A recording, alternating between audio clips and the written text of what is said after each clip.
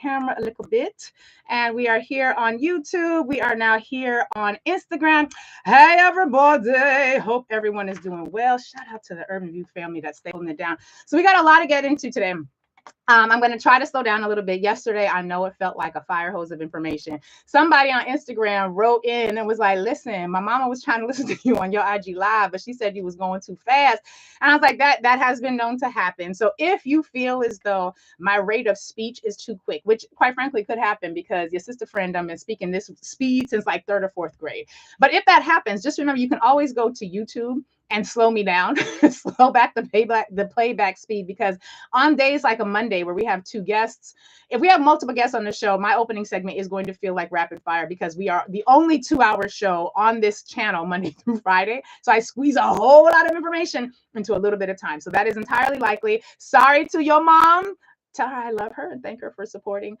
We appreciate that. But just a quick little note. So yesterday's podcast episode, before we get into today's opening segment, yesterday's podcast episode, I spoke with Sharia Smith, who is the president of the American Federation of Governmental Employees. Now, those of you who are on Urban View, you heard me have a conversation with her about 2 weeks ago. And so we brought her back for the podcast. If you have a child who is going into college this year, I'm going to need you to listen to the podcast. If you have a pre-K, a Head Start through 11th grade child in school this year, I'm going to need you to listen to the podcast, because what is coming down the pike for those of us for whom the Department of Education has been a persistent presence, it's something that we have had ever since we were alive and going to school. The fact that they have destroyed the Department of Education is going to land in our laps in some very real concrete ways. So if you have a child, if you know a child, you got a cousin, a nephew, a niece, or somebody who is in school and who depends on education, I'm going to need you to listen to the podcast. You can find it at Lurie Breaks It Down, everywhere that you get your podcast. So let's get into today's conversation, because my Lord, child, it's a lot. It's a lot. Have you ever, before we get too far into this, have you ever heard somebody or met somebody that you know good and well didn't know nothing about you and yours? Like for those of you who grew up poor, right? I'm raising my hand. For those of you who grew up poor, have you ever met somebody who was so wealthy that the idea of navigating what you navigated as a poor is like completely beyond it? Like they cannot even conceptualize what it means to be poor and what you have gone through. So I'm going to give you an example. This is not that, but I'm going to give you like a benign example that I've seen in my own lived experience. So when I was young, eating rice and beans was poor people food. And cornmeal porridge. My mother used to make, she makes some amazing cornmeal porridge. Shout out to the Jamaican massive. But she would make this cornmeal porridge, and I love cornmeal porridge. But for my grandfather, Jamaican man, may he now rest in peace, wonderful ancestor. For my grandfather, cornmeal porridge was poor people's food. He did not like the idea that my mom made. He didn't like the idea that we liked cornmeal porridge, because for him, cornmeal porridge was what he ate when he was poor, right? He's a little stoosh, but shout out to him. And so for me, my kids, they don't know rice and beans as poor people food. For me, rice and beans was poor people food. We didn't have a whole lot of food at some times in our life. I don't want to act like we was, downtrodden my entire childhood, but there were some significant periods where we lived in a shelter where we ate rice and beans because it was what we could afford at that time. But for my kids, they think rice and beans are delicious. They're like, oh, mommy, when are we going to have some more black eyed peas? When are we going to have some more rice and beans? Them rice and beans. So there's a different relationship to the food and to the beauty of the experience, depending on how you are experiencing the thing in your socioeconomic status. I want you all to listen to this clip. What is this woman's name again? It is Batya Ergan. I'm going to mess this up. My bad, y'all. I don't mean to. Batya Ergan. Damn it. What is this woman's name? She's on CNN. She's a Newsmax contributor. Let me get it. Because if we're going to criticize you, I want you to know. Batya Ungar-Saran. Batya Ungar-Saran. She is often on CNN these days, on Abby Phillips' show.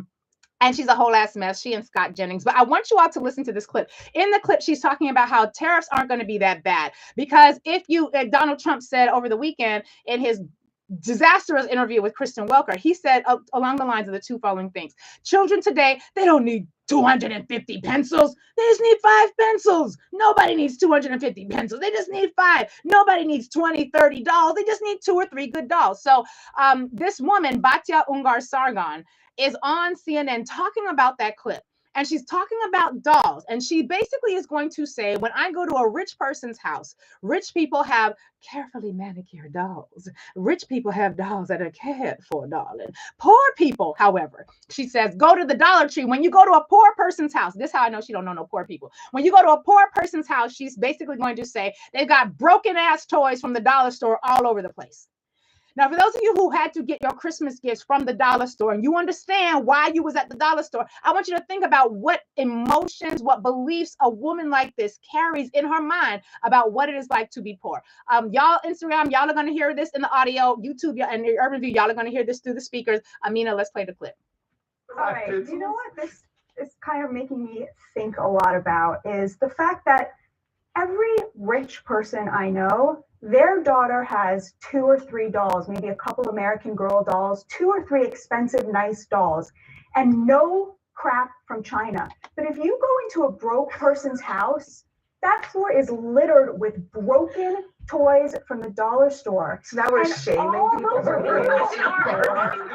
Shaming people. To make enough money to make the same decisions that every rich person is already making and keeping the cheap toys away from their kids. And the people braying the loudest about this are the people who would never let their kids buy those crappy toys. And it is so offensive to me because that's what's offensive. People, they sound just that's like the offensive. President. They would love to be buying high quality stuff for their kids instead of 1,000 cheap things that are going to break immediately because that's what they can afford. That's the worst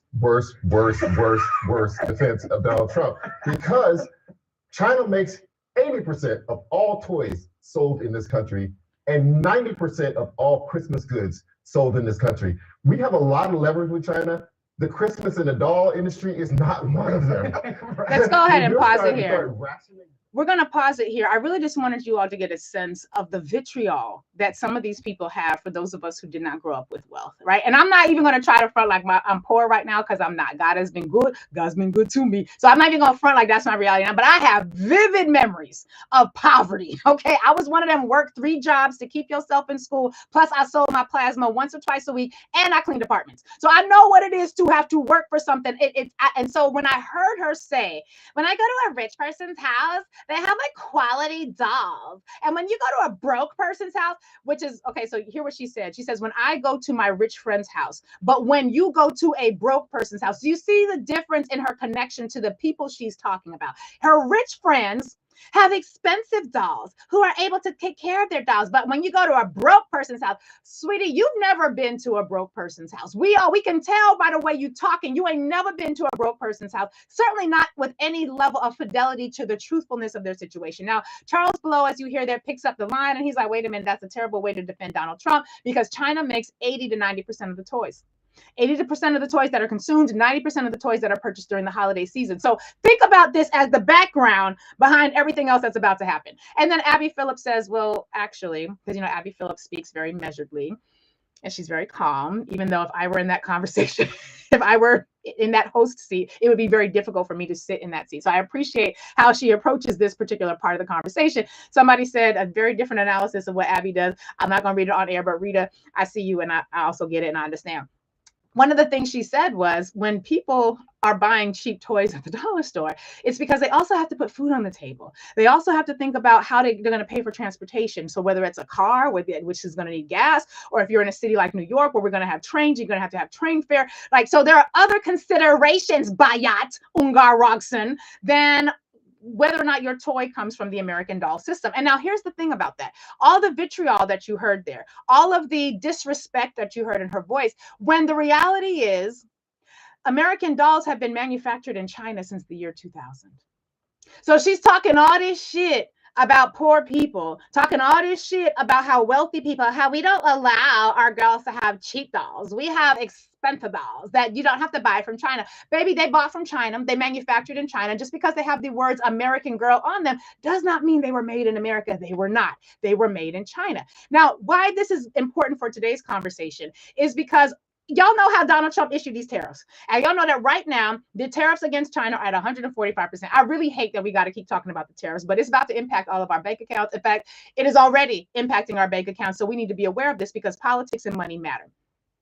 145% tariffs. That means if this pen is $1 usually, with 145% tariffs, it's going to be $2.45. Somebody check my math. Y'all know I went to law school because I couldn't hack it in math class, but it's going to be a $2.45 pencil because it's 145% of the cost. Quickly check my math and let me know if I'm wrong and give me the right number, because I like to be correct, even though me and math don't really go together. And so everything is going to have this additional 145% price tag added on top of it. Now, that's the backdrop against which the entire world is reorganizing. And one of the things that we talked about in today's moment of gratitude is it wasn't in the moment of gratitude. It was in our Kwanzaa principle, because we do everyday Kwanzaa here. Today's Kwanzaa principle is Kuumba. On Tuesdays of this year, we celebrate Kuumba. That's the day that Kwanzaa fell on. Kwanzaa fell on a Thursday, so every Tuesday is Kuumba creativity for the year of 2025.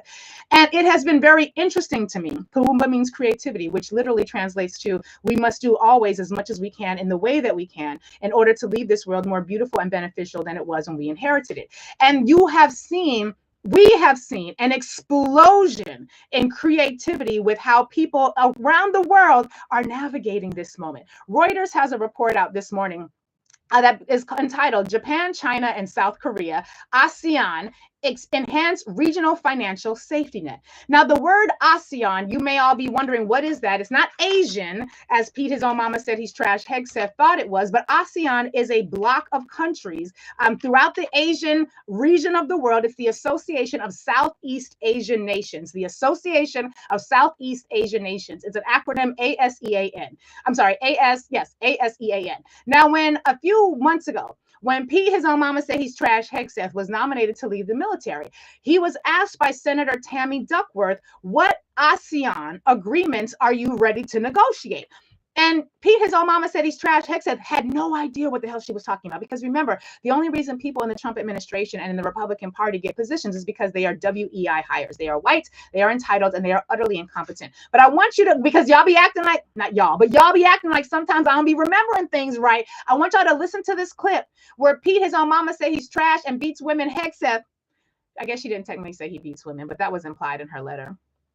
Peter's own mama said he's trash. Hegseth is on he's at the hearing. Senator Tammy Duckworth is asking him about his knowledge about this block of nations, the ASEAN, Association of Southeast Asian Nations. She's asking him about this block of nations, a block of nations that he, as the head of the Department of Defense, is going to have to negotiate and engage with. She's asking him, what are the top 3 agreements that come out of this block? Y'all gonna hear what he said, because it was Fugazi. Amina, let's roll the clip.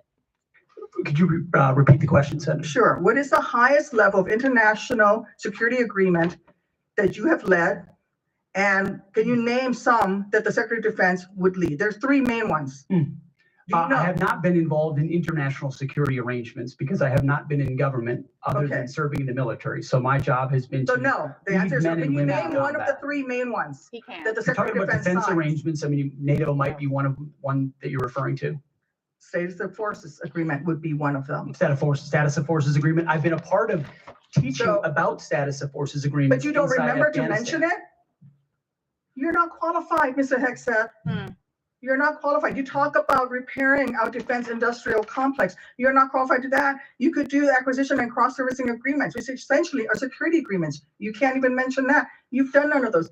You talked about the Indo-Pacific a little bit, and I'm glad that you mentioned it. Can you name the importance of at least one of the nations in the ASEAN, and what type of agreement we have with at least one of those nations? And how many nations are in ASEAN, by the way? I couldn't tell you the exact amount of nations in that, but I know we have allies in South Korea and Japan and in AUKUS with Australia, trying to work on submarines with them. Mr. Hegseth, none of those countries are in ASEAN. Across. None of those 3 countries that you mentioned are in ASEAN. I suggest you do a little homework before you prepare for these types of negotiations. Pete was like, humana, stamina. I mean, NATO is the North Atlantic Treaty Organization dealing with the North Atlantic. ASEAN is an Asian bloc dealing with Asia, which is over there. NATO, ASEAN. The man ain't know nothing about, he thought she said Asian. He thought she said, and she is of Asian heritage, so I don't know, but Peter's own mama said he's trash. Hegseth has never been credibly accused of knowing things. And as you hear there, he did not know things that he needed to know. And Senator Tammy Duckworth was like, you're not qualified. She basically called him a WEI, a white, entitled, and incompetent. But that's the level of knowledge that these people, these unqualified white men and women, shout out to Nancy Mace. Is her name Nancy Mace? Messy Mace out of South Carolina? Yeah, who tried to claim that she was the first woman to graduate from the Citadel. Child, you was not the first person to graduate from the Citadel. That's why damn Twitter had to put a community notes on your tweet. But this block of countries, the 10 ASEAN countries, which includes Japan, China, South Korea, and other nations, they are thinking about how to navigate this moment. They are thinking about how to navigate the realities of 145% tariff as against China, 10% and higher tariffs as against these other nations. And keep in mind, 10% tariffs are extraordinarily high, particularly when typically tariffs are like in the 2 to 3% range, and that's considered massive. So we're in a moment right now where the entire world has had to figure out how to navigate around the utter lack of preparation and qualified negotiators that the Americans are bringing to the table. I told y'all yesterday, Japan left in a huff like, what the hell, Americans? We came here to try to bang out a deal. Y'all said we need 90 deals in 90 days. You don't even have a concrete goal. You don't even have a concrete due north. You don't even know what the hell it is that you want, because y'all are led by a big man who drinks Big Macs and tweets from his toilet bowl. And so in Reuters today, the article talks about the fact that these 10 ASEAN countries have agreed to enhance their regional financial safety net by launching a new lending facility aimed at swiftly responding to crises caused by pandemics and natural disasters. What that basically means is the Asian nations are like, America is cuckoo for Cocoa Puffs. We are reorganizing everything. We're just us. Everything for just us. And so that's what they are basically doing. The trade war has backfired on the Americans. ASEAN and 3 additional nations, the 3 that I mentioned, are now repositioning themselves to basically be able to completely decouple from America they have decided, what's that woman from basketball who said you are non-motherfucking factor? They have basically decided, America, you are a non-motherfucking factor. We can't deal with you. You irrational. You don't make a whole lot of sense. You don't really know things. You're Vivek Vivacious Ramaswamy told y'all don't know a lot of things. And so they have decided that America should be a non-motherfucking factor. And that's basically how they're moving on. Now, here's the challenge. These are nations that are dealing with a lot of these tariffs. Evelyn, thank you. Somebody thank you. I always call her Eva, and it's Evelyn. I'd be trying to quote properly, particularly when it's a good quote. Evelyn's the one who said you are non-motherfucking factor. ASEAN is telling America, you are non-motherfucking factor. Like we know you think you're very important. We know that you have a lot of self-importance, but you're not that important. According to this report, and I want to give credit where credit is due, I saw an amazing analysis of this in a Twitter thread. I hope I can find it. Let me find it, Lord Jesus. So this is a Twitter thread that's basically, no, I can't even find the Twitter thread. It's essentially a wonderful analysis that's talking about the fact that this is going to completely and fundamentally disrupt everything that we know about trade in this country, which means those American girls' dolls, other than the fact that they made in China, might not be made at all. William Huo, H-U-O, is who broke this down in a way that was really powerful. He says the 28th ASEAN +3 finance ministers meeting just ended with a document that reads like Asia's Declaration of Financial Sovereignty. They are declaring their financial independence from America, not necessarily the West, but from America. Basically, he says that behind all the jargon, this presents a united front against Trump's tariffs and the weaponization of the dollar. They call out the escalating protectionism. They declare their top priority is long-term resilience. Basically, we don't like how you be trying to mess with us. And so instead of trying to go to you, we're going to stick together and we're going to be that mighty fist that Big Mama was talking about in Soul Food. They said, according to William Huo, the joint strategy is basically trade more with each other. We're all here in Asia. Why are we taking our ships and our cargo halfway around the world when we got economies? We have people who need to buy things. We're going to trade more with each other. They're going to build their local currency bond markets. They're going to expand the Chiang Mai Initiative multilateralization, which is basically their homegrown, as he says, homegrown alternative to the IMF. Child, they telling the International Monetary Fund, which is the financial arm for all the colonization that the world has ever known since the West became the West. There's like, yeah, take your money and screw you. We have our own money. We don't need to use your currency. We have our own currency. I don't know why that's the accent I'm using for ASEAN countries, but we're just going to stick with it because anything else might be considered a little racist. So that's a challenge of doing accents and you're attributing it to specific groups of people. You got to have some fidelity and some integrity with your accents.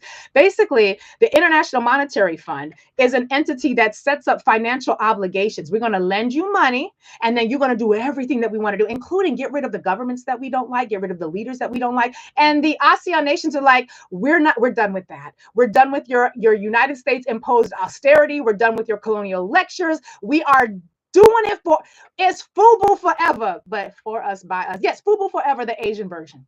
It's the Asian version of FUBU forever. Now, here's why this was so interesting. Because as William Hull says, people thought that the United States was going to be able to divide and conquer Asia the way the United States and the Western colonial powers have divided and conquered a whole host of people. It backfired.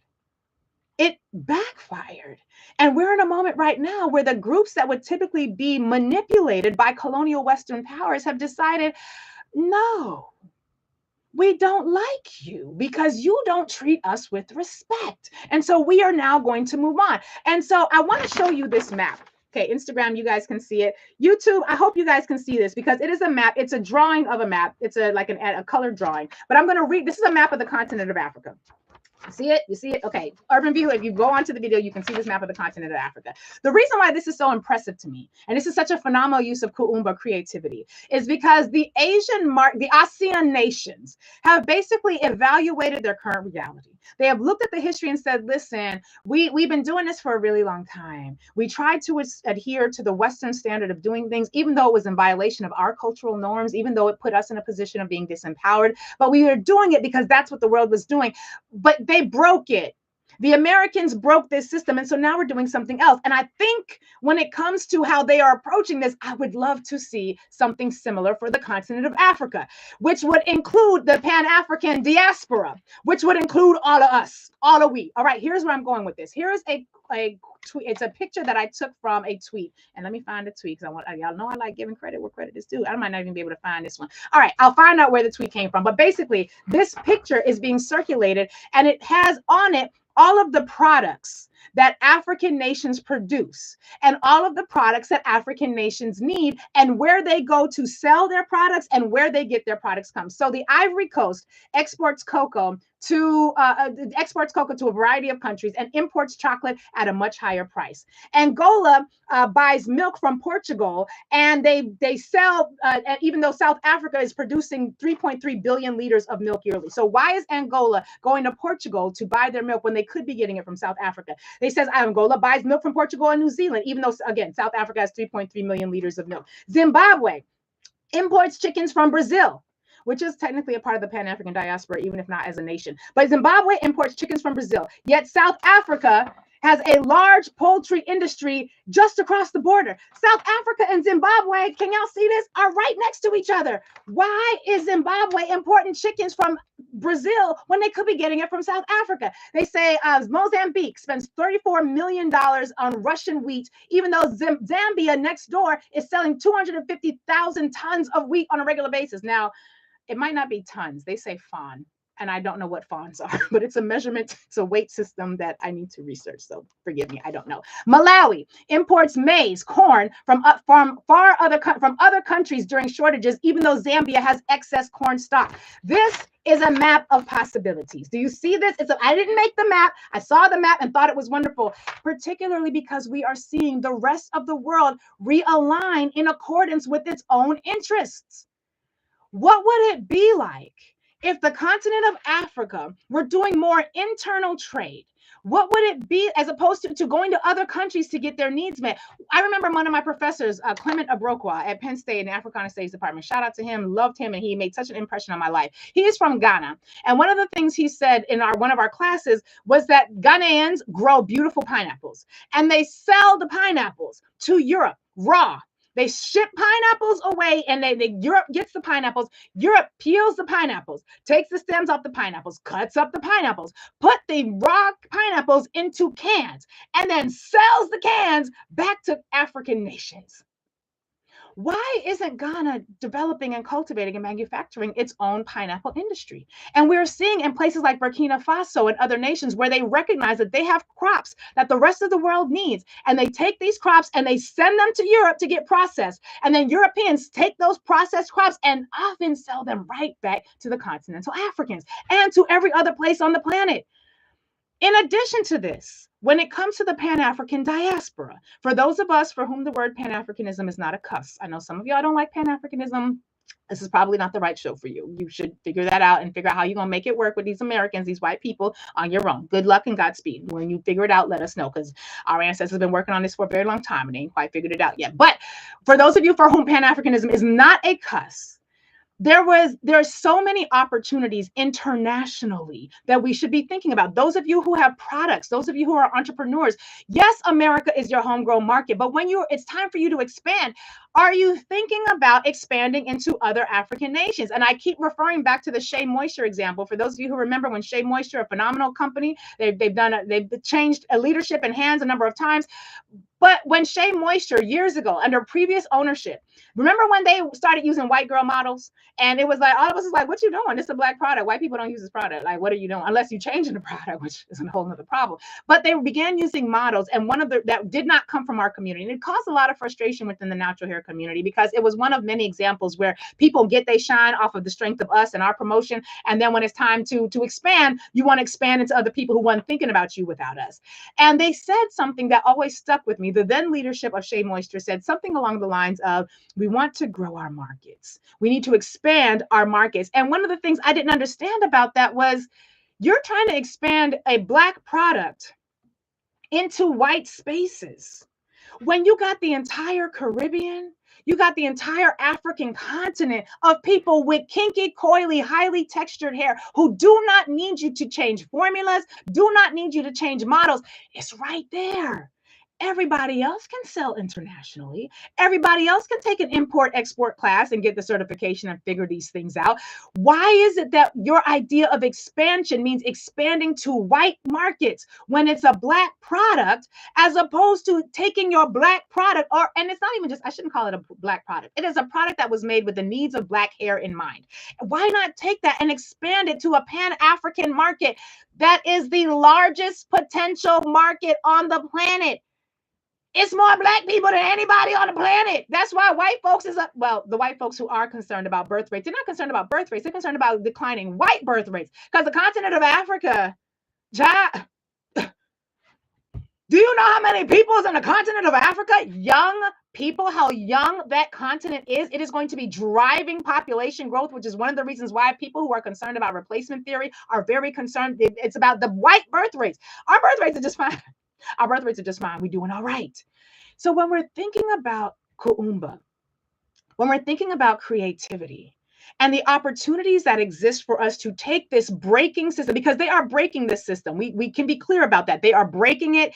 And again, as I said earlier, I'm almost grateful, because one of the challenges that exists whenever you're trying to reform something is you constantly look at what currently is. And people will say, well, we can't do this because that already exists. And you can't change that system because you got to get approval from this person, that person, the other person. You're not going to be able to do that, that, and that, because then you would have negative implications for this, this, and this, this, and this. And then people who got to approve it don't exist anymore. They broke the system.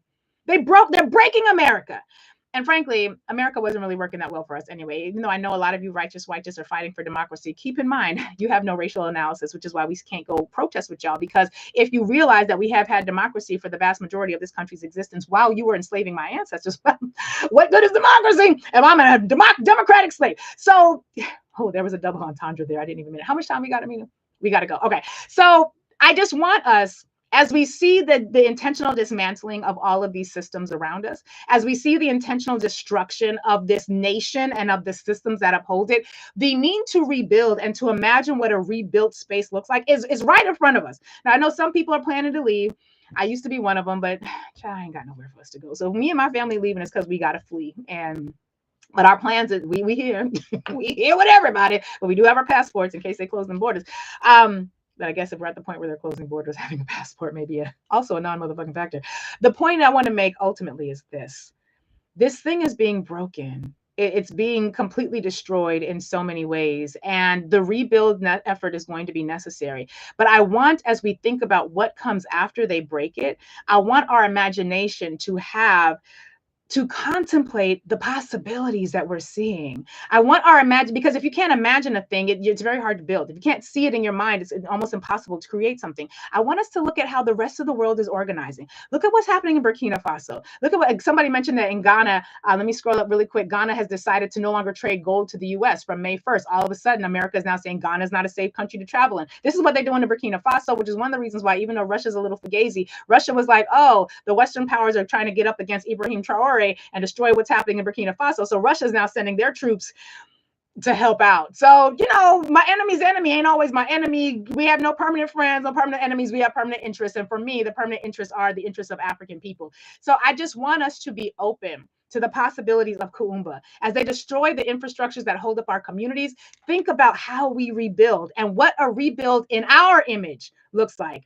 Shout out to the ASEAN nations. Even though Peter's own mama said he's trash, Hegseth didn't know how many of you there were, didn't know anything about you. You are definitely showing the world that there is life after American dominance. There is life after Western imperialism. And the sooner we, the descendants of those who were enslaved and colonized, as soon as we realize that and apply it to ourselves, I think the better off we are all going to be.